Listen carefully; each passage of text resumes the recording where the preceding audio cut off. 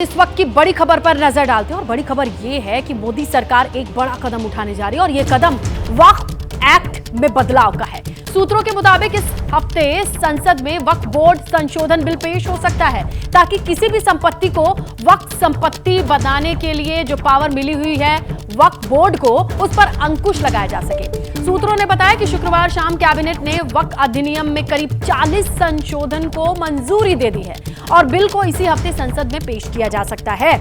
यानी कुल मिलाकर के वक्फ बोर्ड के पावर्स को कम करने के लिए 40 संशोधन किए गए हैं। वक्फ बोर्ड अधिनियम पुराना अधिनियम है और इसमें बदलाव के लिए 40 संशोधन की मंजूरी और अगले हफ्ते इसे सदन में पेश किया जा सकता है। ये बड़ा मामला होगा। वक्फ के पास बहुत सारी प्रॉपर्टीज हैं और ऐसे में उनके कंट्रोल को, उनकी पावर्स को चैलेंज करने वाला बिल सामने आ सकता है, अंकुश लगाने वाला बिल सामने आ सकता है। यह बड़ी खबर मिल रही है। 40 के करीब संशोधन किए गए हैं इस वक्फ एक्ट में और बदलाव के बाद नया स्वरूप क्या होगा, इसे लेकर के अब हलचल तेज हो जाएगी। इसी हफ्ते संसद में पेश होगा वक्फ बोर्ड के पावर्स में कटौती वाला ये बिल, जिसे लेकर के संशोधन पर चर्चा हो चुकी है, वो पॉइंट्स लाए जा चुके हैं। सूत्रों ने बताया कि शुक्रवार शाम को कैबिनेट की एक बैठक हुई और इस बैठक में वक्फ अधिनियम में 40 के करीब जो चेंजेस हैं, जो संशोधन है, उसको मंजूरी दी गई और इसी हफ्ते संसद में इसे पेश किया जा सकता है।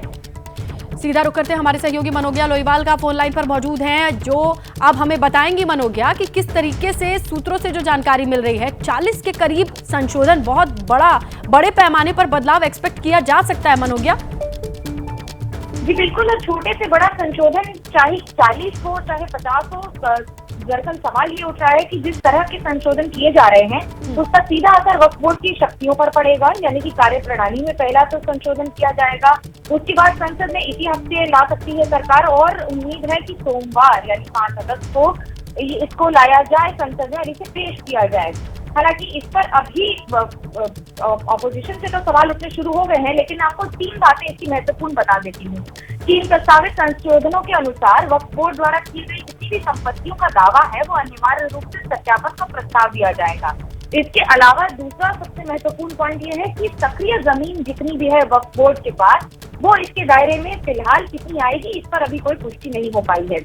तीसरा सबसे महत्वपूर्ण पॉइंट ये है कि वक्फ बोर्ड के पास आज की तारीख में करीब 8.7 लाख संपत्तियां हैं, जिसका क्षेत्रफल आप मानिए कि करीब 9 लाख एकड़ है पूरे देश में। और इसका सीधा असर इस पर होगा कि नहीं, इसकी अभी तक पुष्टि नहीं हुई है, पर यह बात साफ है कि इन संशोधनों के साथ जिस तरह से वक्फ बोर्ड पहले अपनी किसी भी जमीन को अपने दायरे में ले सकता था, उस पर जरूर गतिविधियों पर रोक लग जाएगा।